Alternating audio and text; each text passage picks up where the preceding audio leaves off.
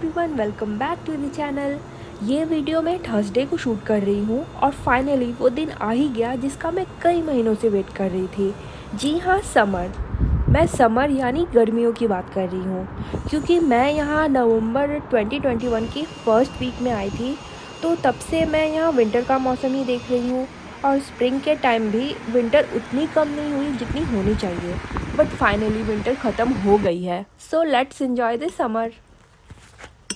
Breakfast में मैंने साबूदाने की खिचड़ी बनाई थी और मैं लंच में बनाऊंगी मूंगफली की कढ़ी। क्योंकि मैं हर थर्सडे को कढ़ी बनाती हूँ ही, इसलिए मैं हमेशा ट्राई करती हूँ कि मैं डिफरेंट टाइप की कढ़ी बनाऊँ।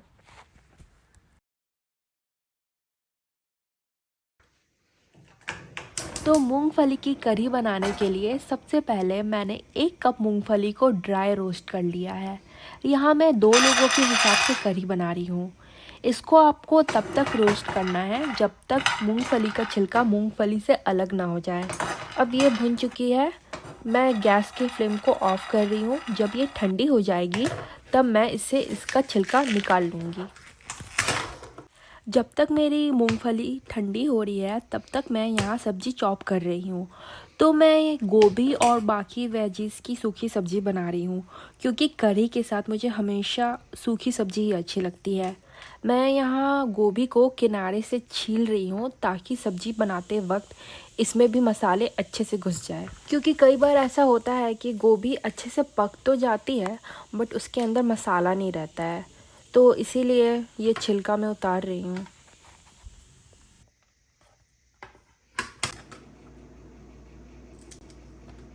सब्जियों को मैं थोड़ा मोटा ही काट रही हूँ, क्योंकि कढ़ाई में जाने के बाद भुनते भुनते ये टूटते हैं और अगर मैं इसको छोटे छोटे पीस में काटूंगी तो फिर सब्जियों का हलवा बन जाएगा।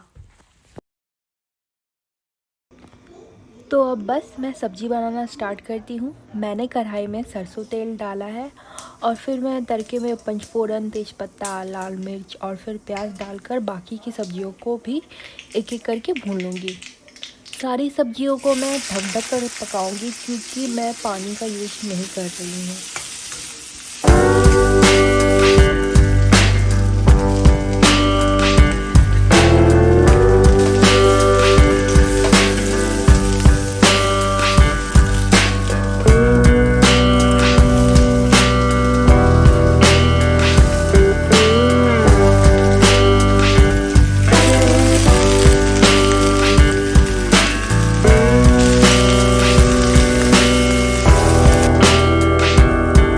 मूंगफली बिल्कुल ठंडी हो गई है।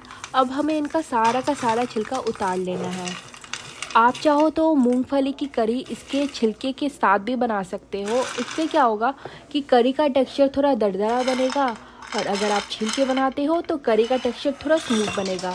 बट हाँ, दोनों में टेस्ट बेटर ही होगा।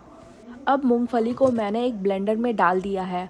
अब मैं इसमें हरी मिर्च, अदरक लहसुन का पेस्ट, दही और हल्दी डाल करके इसका एक स्मूथ पेस्ट बना लूँगी।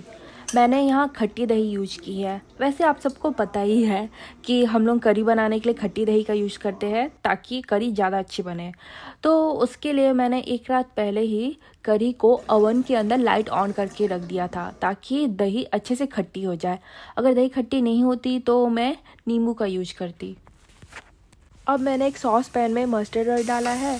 फिर उसमें जीरा, प्याज और टमाटर को अच्छे से भूनने के बाद मैं इसमें करी वाला पेस्ट ऐड कर दूंगी और इसको भी गाढ़ा होने तक पकाऊंगी।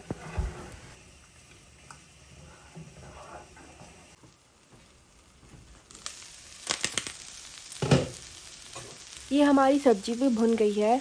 तो इस स्टेज में मैं इसमें कटे हुए टमाटर और बाकी के मसाले जैसे हल्दी, धनिया पाउडर, लाल मिर्च पाउडर और नमक डालकर इसको अच्छे से फ्राई करूँगी। और फिर अदरक लहसुन का पेस्ट और कसूरी मेथी डालकर मैं एंड में इसमें मटर डाल रही हूँ। मटर मैंने फ्रोजन यूज किया है, इसलिए मैं इसको एंड में डाल रही हूँ। और फिर इसके बाद भी इसको ढक के पकाना है।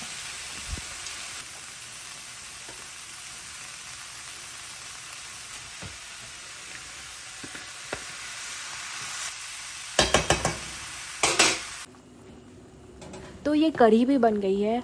अब बस इसमें तड़का लगाना है, तो तड़के की तैयारी शुरू करते हैं। इस इस तरीके की कलछी को मैं इंडिया से लेके आई थी, बट अनफॉर्चुनेटली ये यहाँ के कुक टॉप पर ढंग से बैठता है ही नहीं, इसलिए मैं कुक टॉप के सबसे पीछे वाले बर्नर में इसको एडजस्ट करके यूज करती हूँ।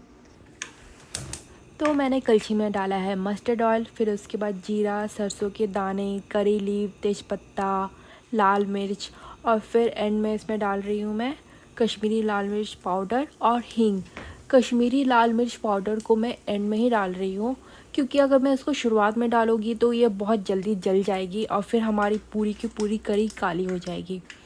तो बस अब इसका तड़का लगा देना है।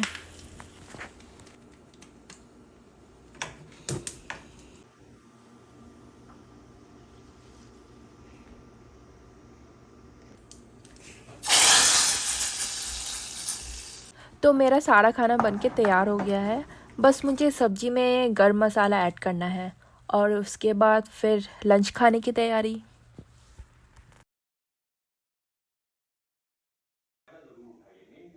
तो लंच करने के बाद जो भी खाना बचा हुआ था उसको मैंने एक अलग कंटेनर में रख दिया है। फिर इसके बाद मैं बर्तनों को क्लीन करके डिश वॉशर में लगा दूँगी। यहाँ बर्तनों को मैं पहले सेग्रीगेट कर लेती हूँ, यानी जो बर्तन डिश वॉशर में धुलने लायक रहते हैं उनको मैं पहले डिश वॉशर में लगा देती हूँ, और बाकी जो धुलने लायक नहीं रहते हैं उनको मैं ऐसे ही हाथ से धो देती हूँ और ड्रायर पे रख देती हूँ।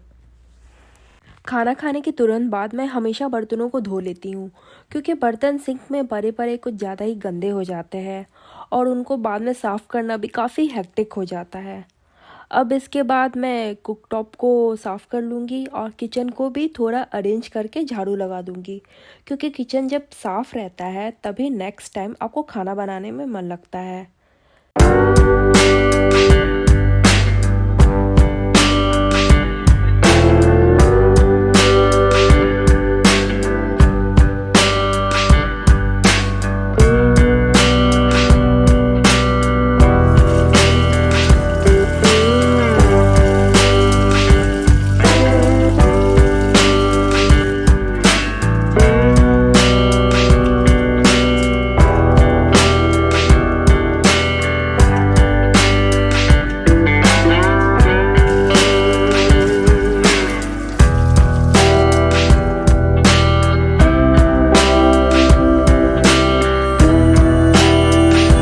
करने के बाद आजकल मैं इस हैंड क्रीम को यूज कर रही हूँ।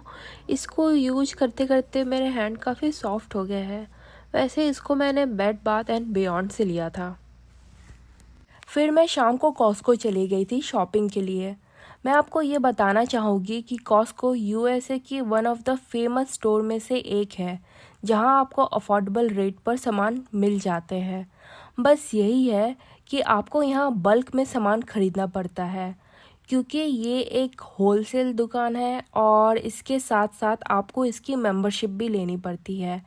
वैसे इसकी मेंबरशिप के लिए आपको एनुअली $60 देना पड़ता है, जो यूएसए के हिसाब से कम ही है। तो यहाँ मुझे ऑर्गेनिक सैफ़्रॉन भी मिल गई थी। वैसे ये सैफ़्रॉन ग्रीस की है और हम लोग तो इंडिया में अपना वही कश्मीरी केसर यूज करते हैं, तो इस केसर को मैं फ़र्स्ट टाइम यूज कर रही हूँ। तो इसी के साथ मैं वीडियो का द एंड कर रही हूँ। आई होप आपको मेरी ये वीडियो बहुत अच्छी लगी होगी।